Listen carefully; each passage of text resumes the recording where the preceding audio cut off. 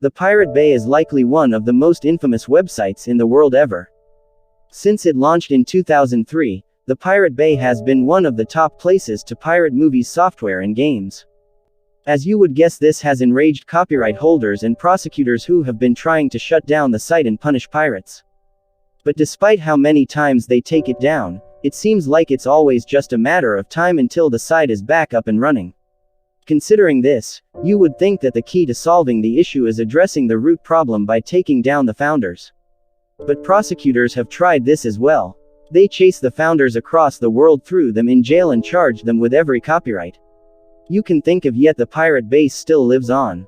In fact, one of the founders is actually happy to do jail time in order to keep the Pirate Bay alive. So here's how the pirate became to life. What happened to the founders and why prosecutors have struggled to take it down. Taking a look back, the origins of the Pirate Bay date back to the Swedish organization called Pirate Baron, which means the Piracy Bureau as the name suggests. The organization focus on legalizing piracy through political connections, petitioning, and lobbying. Most people at the organization felt that information should be allowed to freely spread across the internet, and they questioned the idea of intellectual property. In fact, some of these guys would even argue that piracy is helpful to companies because it gets expensive software and games into the hands of people who would have otherwise never tried it. And once they get addicted to the said game or software, they're much more likely to actually buy it. The second door, third time around. Now, I would never argue that piracy is moral, but there's no doubt that software like Windows, Adobe Creative Cloud, and even Grand Theft Auto wouldn't be nearly as popular as they are today without piracy. This line of reasoning was basically the framework of Purab, Iran. And in September of 2003, they would decide to take it to the next level. To be on employees named Peter Partner and Frederick Age launched about Shane website called the Pirate Bay. The idea was inspired by BitTorrent, which made its debut of years before this. Originally the Pirate Bay was one out of service in Mexico. Godfrey convinces employer who had service in Mexico to help them run the site, but it didn't take long for his employer to back off.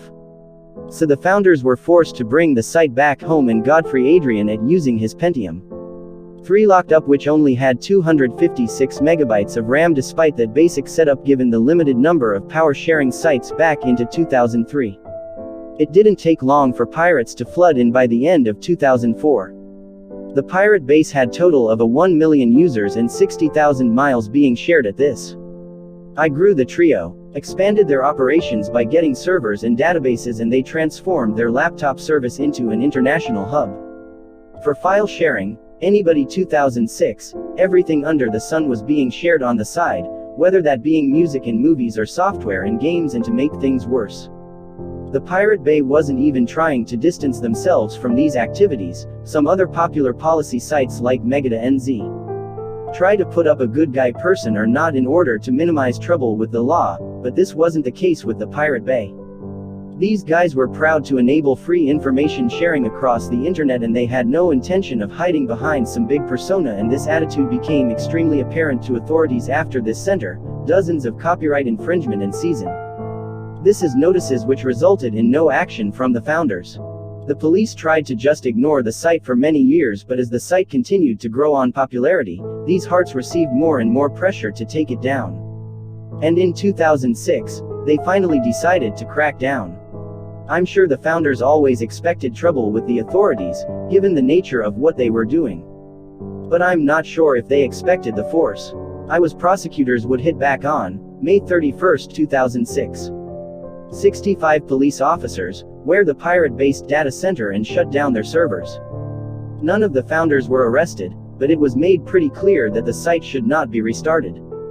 As you would guess, though the founders ignored these demands, they went ahead and he got new servers in an unspecified location in another lens, and the Pirate Bay was back up and running within just 3 days. Now, only did the raid not take down the website, but it actually led more people using the website.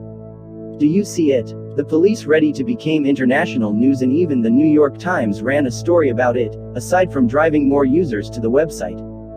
These news articles fueled an international movement amongst the internet nerds. One hacker went ahead and hacked into Sweden's national police website police.se. And it took down the website, and it just as the police website was restored. The government website was taken down. Clearly, these were extremely irresponsible moves, but they definitely made a statement shortly after the raid. The part big would be the 465th most visited website in the world, and some lawyers even jumped onto the founder's side. The lawyers accused the police of impounding every server inside during the raid. You see it.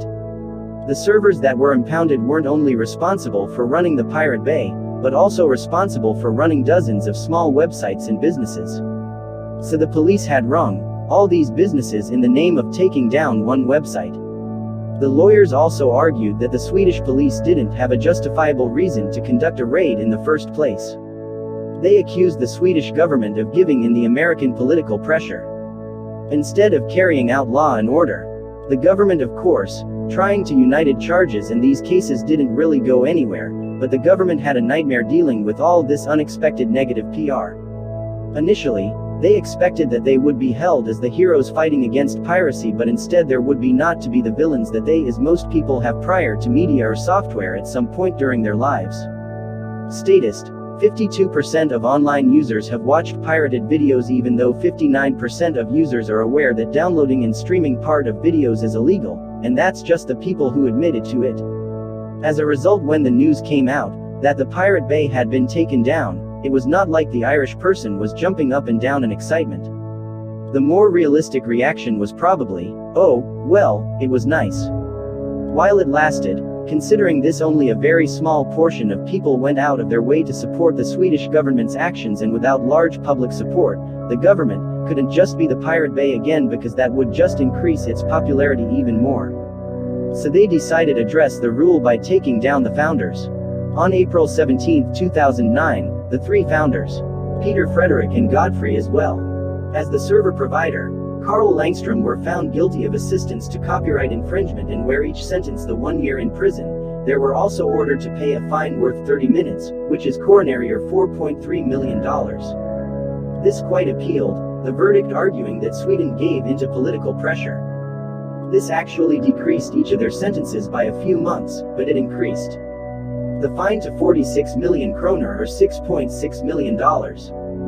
This didn't really matter to the founders, though. I asked, they had no intention of being the fine. Peter actually held up a sign during the press conference that followed the verdict that said, "I owe you 31 million kroner."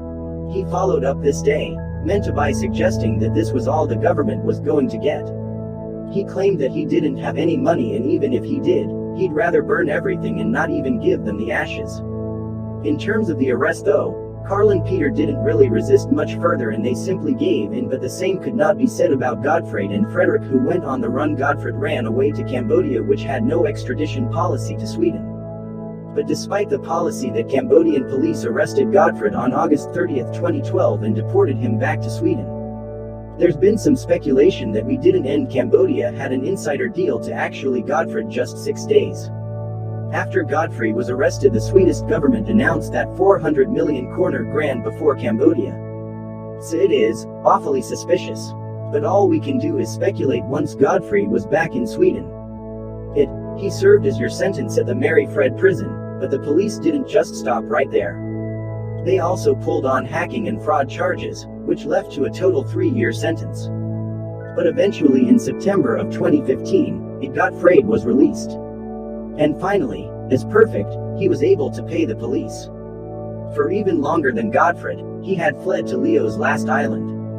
And he had built a life in both of these countries. Honestly, I don't know why he didn't just choose one or the other, as this dual life resulted in him crossing the border on a regular basis, and during wildest border crossings in November of 2014, he was arrested and deported. Fortunately for Frederick, his prison sentence was far less severe than Godfrey. It's coming in at 10 months. Frederick actually claims that prison wasn't even that bad, and that was well worth it for the Pirate Bay. Apparently, he was the only one in the prison that was there for a virtual crime. So the guards weren't as tough on him. He says that he was able to smuggle in USB sticks with movies on them and watch them on his prison TV. He did miss his friends and family, but he received dozens of letters from fans of the Pirate Bay, which he says helped him get through the 10 months. Anyway, now that all the founders were behind bars, the police could finally sit on the Park Bay once and for all, or so they thought.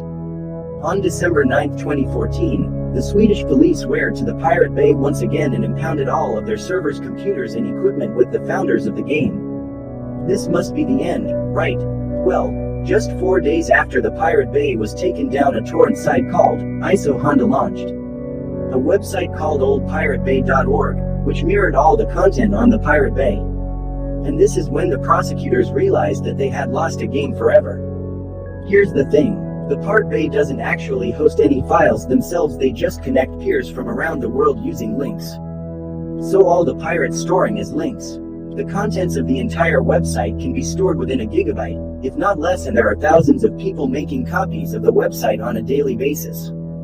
So even if authorities take down one copy of the site, it's not very difficult to upload the gigabyte of data to new server and to get a new domain.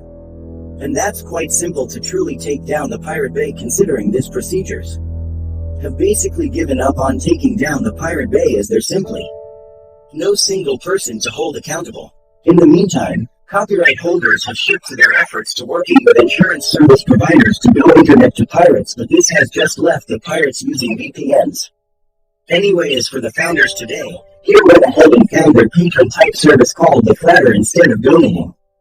The creators, though, the service is used to donate to websites and projects that better society and reveal corruption like WikiLeaks. Aside from Flatter, Peter has also given several speeches and interviews regarding his various views on the world. Godfrey and Frederick, on the other hand, don't have nearly as big of a public image.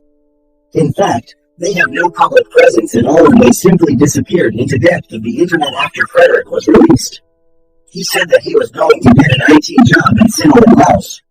So that's presumably what he's doing now, and that's what happened to the Fireplace founder and why the Pirate Bay can never be taken down. Do you guys think piracy is more? Comment that down below.